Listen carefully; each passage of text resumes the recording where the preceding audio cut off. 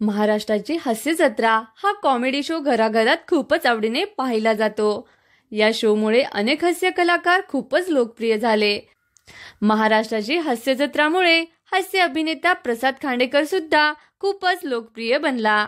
नुकताच प्रसादने लेखन आणि दिग्दर्शन केलेला एकदा येऊन तर बघा हा चित्रपट सर्वत्र प्रदर्शित झाला आणि या चित्रपटाला रसिक प्रेक्षकांचा खूपच चांगला प्रतिसाद मिळाला आहे। या चित्रपटाचे शो हाऊसफुल होत आहेत आणि या चित्रपटाने चांगलाच गल्ला सुद्धा जमवला आहे। हा चित्रपट प्रेक्षकांचं भरभरून मनोरंजन करतोय। प्रसादने आपल्या अभिनय कारकिर्दीची सुरुवात नाटकापासून केली होती आणि आज त्याच लेखन दिग्दर्शक असलेला पहिला सिनेमा प्रदर्शित झाला। हा त्याचा प्रवास खरंच खूप प्रेरणादायक आहे। प्रसाद खूपच उत्तम हास्य अभिनेता आणि लेखक आहे।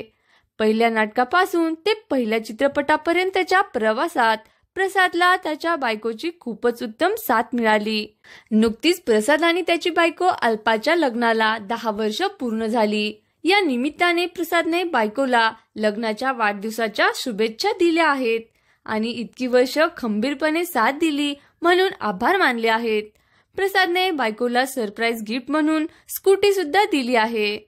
प्रसादने गिफ्ट दिल्यानंतर त्याची पत्नी अल्पाला खूपच आनंद झाला होता। प्रसादने इंस्टाग्रामवर एक व्हिडिओ शेअर केला आहे आणि त्याखाली आपल्या पत्नीसाठी खूपच सुंदर पोस्ट शेअर केली आहे।